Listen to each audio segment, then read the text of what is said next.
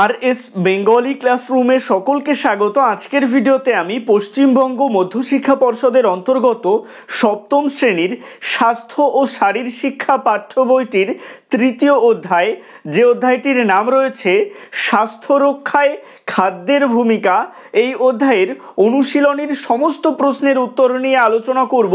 সুতরাং আমি চাইব তোমরা ভিডিওটা স্কিপ না করে একদম প্রথম থেকে শেষ পর্যন্ত দেখো। তো কথা না বাড়িয়ে শুরু করছি আজকের মূল ভিডিও। অনুশীলনীতে সেকশন 1 অংশে চলে আসছি। এক দাগে বলা হচ্ছে 2-1 কথায় উত্তর দাও। একের এক দাগের প্রশ্ন, যদি কোনো শিক্ষার্থীর দেহভর সূচক 25 কিলোগ্রাম পার মিটার স্কয়ার এর বেশি হয় তাহলে সে কোন শ্রেণীভুক্ত? উত্তর হবে বেশি ওজন শ্রেণীভুক্ত। তোমাদের পাঠ্য বইয়ের 26 নং পৃষ্ঠার নিচের দিকে দেখবে একটা ছক দেওয়া আছে, কে কোন শ্রেণীভুক্ত, সেখানে সব পেয়ে যাবে। 2 দাগের প্রশ্ন, দেহভর সূচক কি? উত্তরে লিখবে দেহভর সূচক এমন একটি পদ্ধতি যার মাধ্যমে মানবদেহের উচ্চতা ও ওজনের অনুপাতে দেহে উপস্থিত মেদের পরিমাণ সম্পর্কে ধারণা পাওয়া যায়। 3 দাগের প্রশ্ন, খাদ্য কি? এই প্রশ্নের উত্তর তোমরা লিখবে যে সকল কঠিন, তরল বা অর্ধতরল আহার্য বস্তুতে দেহের প্রয়োজনীয় ক্যালোরি বা শক্তি উৎপাদনের ক্ষমতা বা তাপন মূল্য বা ফুড ভ্যালু আছে তাদের খাদ্য বলে। যেমন কার্বোহাইড্রেট বা শর্করা, প্রোটিন বা আমিষ এবং ফ্যাট বা চর্বি জাতীয় খাদ্য। এবারে চলে আসছি 2 দাগে। এখানে বলা হচ্ছে অতি সংক্ষিপ্ত প্রশ্নাবলী। 2-1 দাগের প্রশ্ন, ওজন কমানোর 2টি নীতি বর্ণনা করো। উত্তরে লিখবে ওজন কমানোর 2টি নীতি হলো 1, যখন তখন ঘুমিয়ে পড়ার অভ্যাস ত্যাগ করতে হবে। 2, খেলাধুলা, ব্যায়াম, শরীরচর্চায় নিয়মিত অংশগ্রহণ করতে হবে। 2 দাগের প্রশ্ন, মেদ বৃদ্ধি রোধ করে এমন 4টি ব্যায়ামের নাম লেখো। উত্তরে লিখবে মেদ বৃদ্ধি রোধ করে এমন 4টি ব্যায়াম হলো পদহস্তাসন, সর্বাঙ্গাসন, ধনুরাসন, হলাসন ইত্যাদি। 3 দাগের প্রশ্ন, খাদ্যের কাজ কি? উত্তরে লিখবে খাদ্য শরীরের কার্যশক্তি যোগান দিয়ে শরীরকে কর্মক্ষম করে তোলে, কলাকোষ গড়ে তুলতে ও তাদের মেরামতের সাহায্য করে। প্যারা চেঞ্জ করে একসাথেই লিখবে রোগ প্রতিরোধ ক্ষমতা বাড়িয়ে তোলে, শারীরবৃত্তীয় কাজগুলি সম্পাদনের জন্য যে ন্যূনতম শক্তির প্রয়োজন তা খাদ্য যোগান দেয়। 4 দাগের প্রশ্ন, সুষম খাদ্য কি? এখানে বানান ভুল রয়েছে। সুষম বানানে মাঝখানে মূর্ধন্য স হবে, দন্ত স হবে না।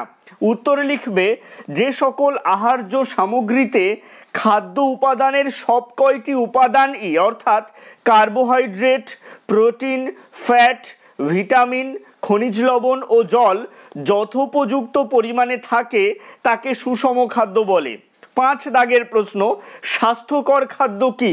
উত্তরে লিখবে যে সকল খাদ্য মানবদেহে পুষ্টির যোগান দেয় এবং স্বাস্থ্য রক্ষায় সহায়তা করে সেই সকল খাদ্যকে স্বাস্থ্যকর খাদ্য বলে। 6 দাগের প্রশ্ন, পুষ্টি কাকে বলে? উত্তরে লিখবে যে প্রক্রিয়ার মাধ্যমে জীবদেহে প্রয়োজনীয় উপাদান ও শক্তি অর্জিত হয়ে জীবদেহের সুষ্ঠু বৃদ্ধি ও বিকাশ ঘটে তাকে পুষ্টি বলে। 7 দাগের প্রশ্ন, পরিপোষক কাকে বলে? উত্তরে লিখবে আহার্য সামগ্রী থেকে যে সকল উপাদানগুলি নিয়ে জীব পুষ্টি সাধন করে তাকে পরিপোষক বলে। মনে রাখবে সকল খাদ্যই পরিপোষক, কিন্তু সকল পরিপোষক খাদ্য নয়। 8 দাগের প্রশ্ন, পুষ্টির কয়টি পরিপোষক ও কি কি? উত্তর লিখবে পুষ্টির 6টি পরিপোষক, যথা কার্বোহাইড্রেট বা শর্করা, প্রোটিন বা আমিষ, ফ্যাট বা চর্বি বা স্নেহ পদার্থ, ভিটামিন, খনিজ লবণ, জল। 9 দাগের প্রশ্ন, অপুষ্টি কাকে বলে? উত্তর লিখবে খাদ্যে এক বা একাধিক অভাবজনিত রোগকে অপুষ্টি বলে। 10 দাগের প্রশ্ন, ঊনপুষ্টি কাকে বলে? উত্তর লিখবে ভুল বা অনিয়মিত খাদ্য গ্রহণের ফলে পরিপোষকের মাত্রা যথাযথ না হয়ে কম বা বেশি হয় তখন যে অবস্থার সৃষ্টি হয় তাকে ঊনপুষ্টি বলে। এবারে চলে আসছি 3 দাগে। এখানে বলা হচ্ছে সঠিক উত্তরটি নির্বাচন করে টিক চিহ্ন দাও।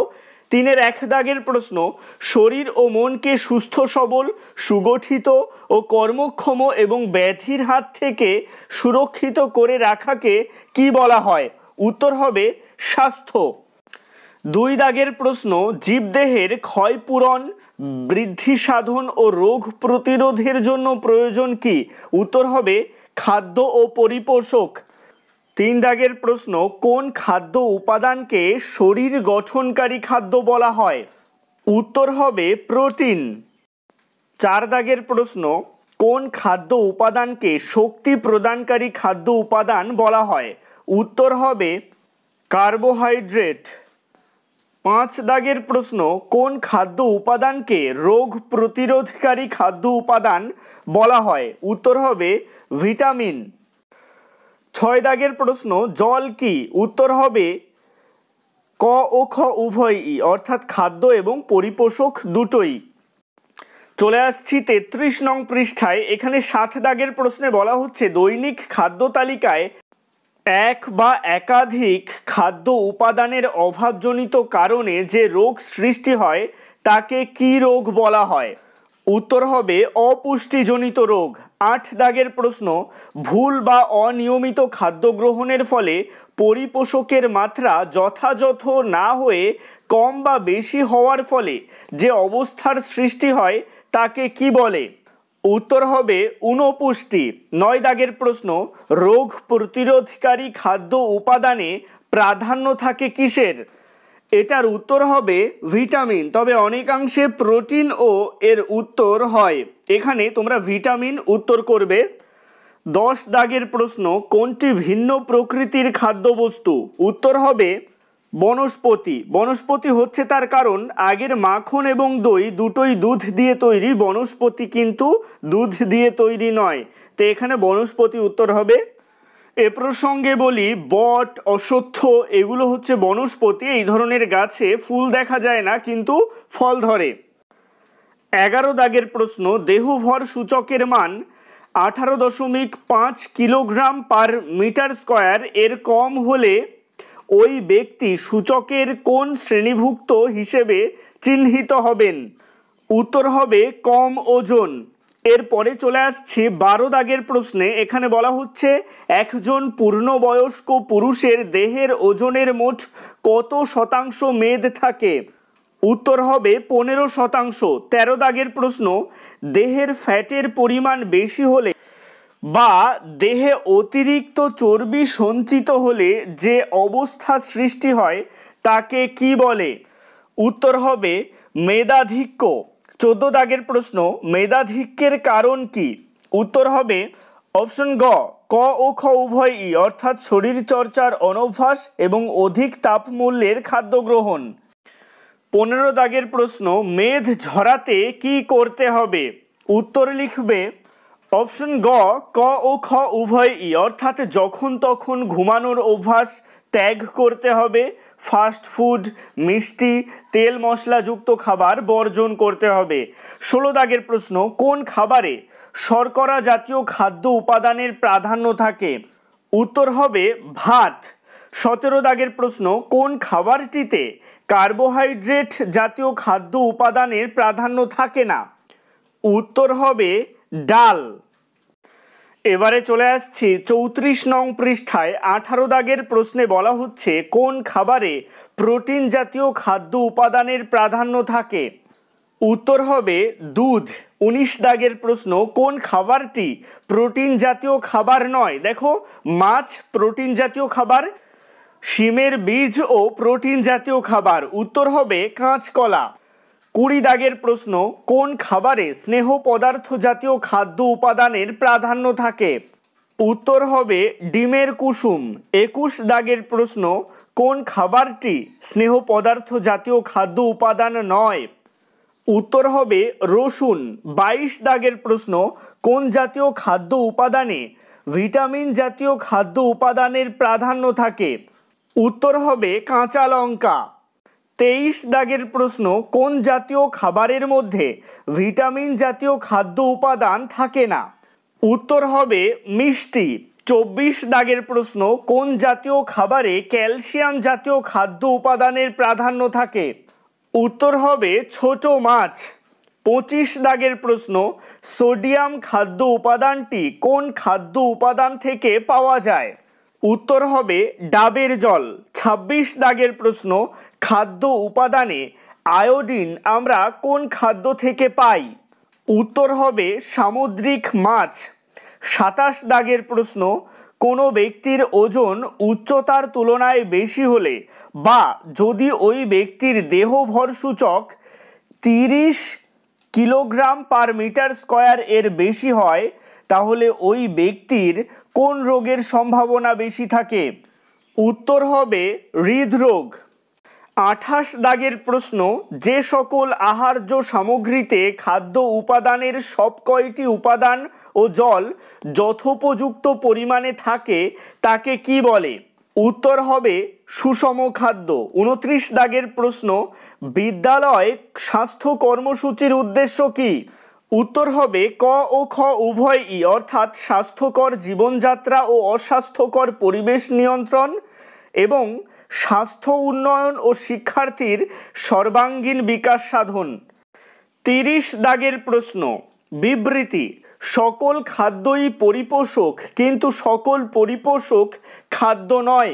উত্তর হবে বিবৃতি সঠিক। পরিপোষক কাকে বলে সেটা আলোচনা করার সময় আমি এটা বলেছিলাম। 31 দাগের প্রশ্ন, দেহভর সূচক আমাদের কি ধারণা দেয়? উত্তর হবে মেদের পরিমাণ। 31 দাগের প্রশ্ন, একজন পূর্ণবয়স্ক মহিলার মোট ওজনের সাপেক্ষে মেদের শতকরা পরিমাণ কত? উত্তর হবে 25%। এবারে চলে আসছি 4 দাগে। এখানে বলা হচ্ছে সঠিক উত্তরটির পাশে সত্য এবং ভুল উত্তরটির পাশে মিথ্যা লেখো।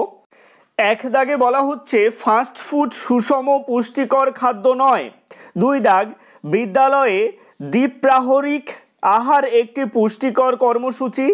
3 দাগে বলা হচ্ছে দেহভর সূচকের মান 18.5 এর কম হলে ব্যক্তিকে কম ওজন বিশিষ্ট বলা হয়। 4 দাগে বলা হচ্ছে সাধারণত পূর্ণবয়স্ক পুরুষের ওজনের 15% মেদ থাকে। 5 দাগে বলা হচ্ছে মেদ ঝরাতে ফাস্ট ফুড বর্জন করতে হবে। একবারে বললাম তার কারণ এখানে যে 5টি বাক্য রয়েছে 5টি বাক্যই সত্য। সবগুলোর পাশে তোমরা সত্য লিখে নেবে। এবারে চলে আসছি 5 দাগে। বলা হচ্ছে রচনাধর্মী প্রশ্ন। 1 দাগের প্রশ্ন, স্বাস্থ্যকর পরিবেশের উপাদানগুলি তালিকাভুক্ত করো। উত্তর লিখবে স্বাস্থ্যকর পরিবেশের উপাদানগুলি হলো 1 নির্মল বায়ু ও পর্যাপ্ত সূর্যালোক, 2 বিনোদনমূলক কর্মসূচির ব্যবস্থা, 3 খেলার মাঠ ও শরীরচর্চার উপযুক্ত ব্যবস্থা, 4 স্বাভাবিক জনবসতি, শব্দ দূষণের নিয়ন্ত্রণ, 5 বিদ্যালয়ে স্বাস্থ্যকেন্দ্রের সুব্যবস্থা, 6 সুস্থতা ও অর্থনৈতিক সচ্ছলতা, 7 জীবাণুমুক্ত পরিবেশ, উপযুক্ত স্যানিটারি ব্যবস্থা, 8 বিশুদ্ধ পানীয় জল এবং জল ও বায়ু দূষণের নিয়ন্ত্রণ ইত্যাদি। 5 2 দাগের প্রশ্ন, দেহভর সূচকের সূত্রটি লেখো। উত্তর লিখবে দেহভর সূচকের সূত্রটি হলো দেহভর সূচক সমান ওজন ভাগ উচ্চতা সমান কিলোগ্রাম পার মিটার স্কয়ার।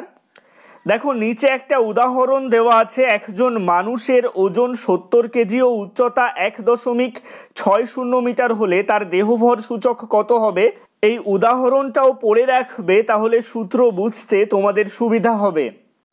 এবারে চলে আসছি 6 দাগে। এখানে বলা হচ্ছে বাঁ দিকের বাক্যাংশের সঙ্গে ডান দিকের বাক্যাংশ মিলিয়ে লেখো।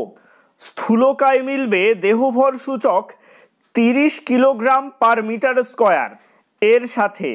লাল শাকে ভিটামিন আছে।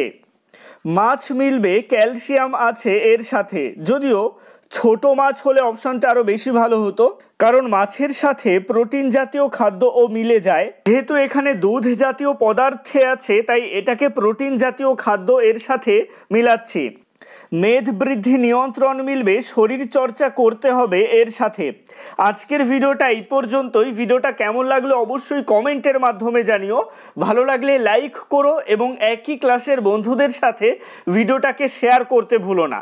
ভালো থেকো, সুস্থ থেকো সকলে, আর অবশ্যই RS বেঙ্গলি ক্লাসরুমের সাথে থেকো। সবশেষে একটাই রিকোয়েস্ট, এখনও পর্যন্ত যারা চ্যানেলটিকে সাবস্ক্রাইব করে উঠতে পারোনি তারা অবশ্যই চ্যানেলটিকে সাবস্ক্রাইব করে দিও এবং পাশে থাকা বেল আইকনটিকে প্রেস করে অল বাটনে ক্লিক করে দিও নতুন ভিডিওর আপডেট সবার আগে পেতে।